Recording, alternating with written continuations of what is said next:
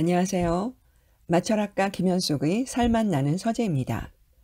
음식 독서 365일 매일 낭독 알의 9번째 책으로 소농 문명의 뿌리를 소개합니다. 웬델베리 지음, 이승열 역, 출판사 한티제에서 2016년에 편했습니다. 원서의 제목은 The Unsettling of America, Culture and Agriculture입니다. 한때 대학 교수였다가 농부이자 철학자이자 시인이자 소설가가 된 웬델베리는 미국 보수 사상의 은사로 불린다. 사상적, 문화적 보수의 가치를 지키려 했던 웬델베리가 보존하고 싶어 하는 것은 농적 가치이다. 웬델베리는 평생의 저작과 고향 땅에서의 농촌 공동체 운동을 통해 미국 사회에 이 메시지를 전달하고자 했다. 웬델베리의 첫 저서인 소농, 문명의 뿌리, 미국의 뿌리는 어떻게 뽑혔는가? 이 책의 출간 이후 미국 문단과 출판계로부터 찬사를 받았고 이후에 미국의 환경운동계와 시민사회에 커다란 영향을 주었다. 웬델베리가 지키려 했던 농적 가치와 그 구현자인 소농의 존재는 단순히 지나가 버린 과거의 것이 아니라 지금 이곳에서 실현되어야 할 가치와 역사적 주체라는 것을 이 책을 통해 다시 한번 확인할 수 있다. 토지를 소유한 개인과 건강한 농사에 대한 관심이 줄어들고 있는 것은 우리 사회 전체가 작은 것의 생존에 대한 관심을 포기했기 때문이다. 우리는 큰 것은 무엇이든 작은 것보다 좋다고 하는 개연적인 경험 법칙을 받아들인 것으로 보인다. 결과적으로 농업제도는 소농들의 필요와 목표에 적합한 경제와 기술을 무조건 외면했다. 토양의 생명성을 음미하다 보면 곧바로 그것이 영혼의 생명성과 유사하다는 것을 알 수 있다. 죽음을 통해 생명이 지속된다는 점, 다시 말해 형태를 바꾸어가며 에너지의 흐름이 계속된다는 점을 의식하고 있는 농부는 바로 신신 깊은 종교인이다. 농사일과 예술 사이에는 불가피한 친연성이 존재한다.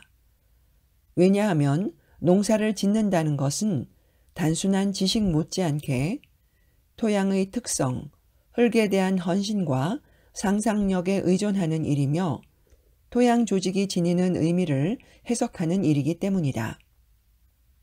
농사는 실용 예술이다.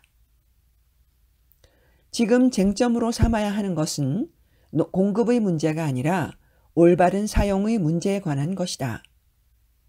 에너지의 위기는 테크놀로지의 위기가 아니라 도덕성의 위기이다. 지구촌 같은 것은 존재하지 않는다.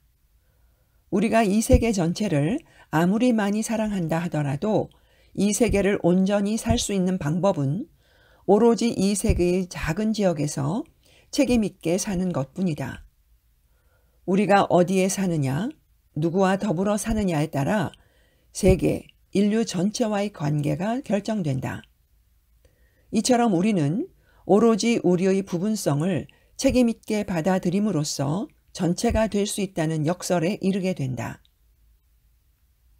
궁극적으로 다른 피조물들을 보존하겠다는 의지를 보이지 않으면서 우리 자신을 보존하는 것은 불가능하다. 또는 다른 피조물들을 존중하고 돌보는 것 이외의 다른 방식으로 우리 자신을 존중하고 돌보는 것은 불가능하다. 그리고 우리가 땅을 돌보는 것 이상으로 또는 그것과는 다른 방식으로 서로를 돌볼 수 있는 길은 없다. 이것이 이 책에서 내가 가장 강조하고 싶은 점이기도 하다. 식물들, 동물들, 재료들, 그리고 우리가 함께 일하고 있는 다른 사람들을 우리와 같은 동료 피조물로서 대우할 때 우리의 일은 좋은 일이 된다. 그런 일은 통합적이며 치유적이다. 좋은 일을 통해 우리는 오만과 절망의 나락에서 구원되어 인간의 땅에서 책임 있게 자리 잡게 된다. 좋은 일은 우리를 있는 그대로 규정해 준다. 우리는 몸을 사용해 일할 수 없을 만큼 고귀한 존재도 아니지만 아무 기쁨도 없이 이기적으로 홀로 서툰 일을 하기에는 너무나 훌륭한 존재들이다. 세상이 복잡해질수록 근본으로 돌아간다는 것은 우리와 세계의 관계를 바꾸기 위한 최선의 방책을 모색하는 일이다. 웬델베리 저작의 의미가 바로 거기에 있다. 자본주의 근대에 저항하는 가장 급진적인 방식은 문명의 기초이자 맹아를 돌아보고 문화적 유전자의 훼손을 치유하여 다시금 생성, 성장, 쇠퇴, 부활의 순환 패턴을 보존할 수 있는 방법을 찾는 것이다. 웬델베리는 이러한 순환적 치유의 잣대를 기준으로 농기업, 대학, 환경운동단체, 에너지, 테크놀로지 등 다방면의 제도적 관행 또는 절차의 근원적인 의문을 제기한다.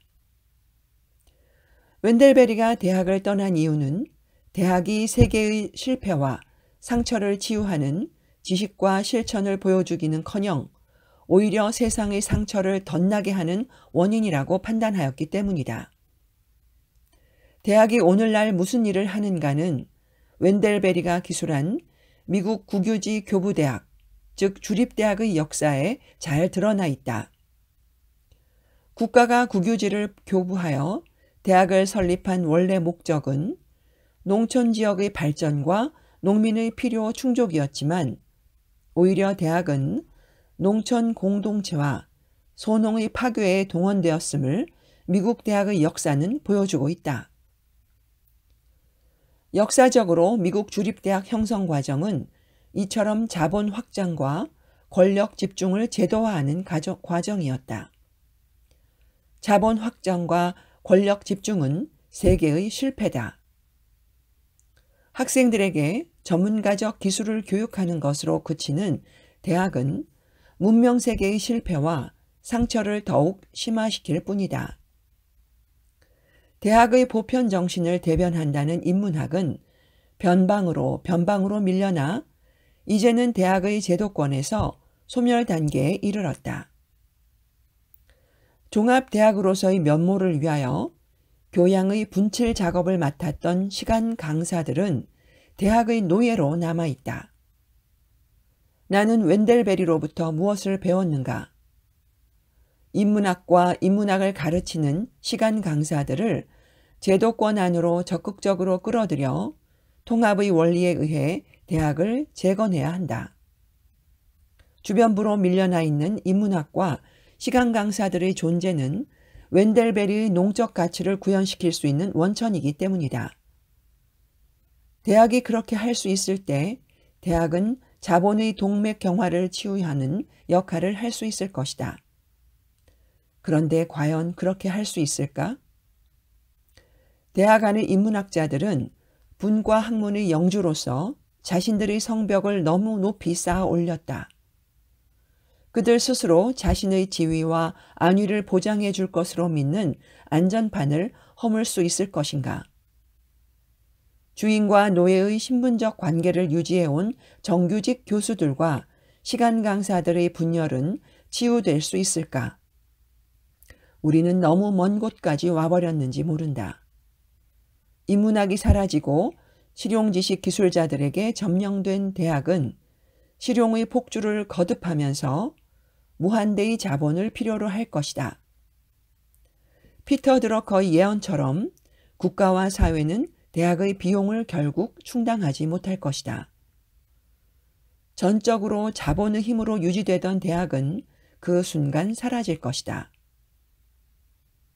모리스 버먼이 미국의 소멸 이후에나 소로우, 루이스, 엄포드, 웬델베리 같은 이들의 사상이 소용이 있을 것이라고 한 것처럼 웬델베리의 농적 가치는 대학 소멸 이후 더욱 빛을 발할 것이다.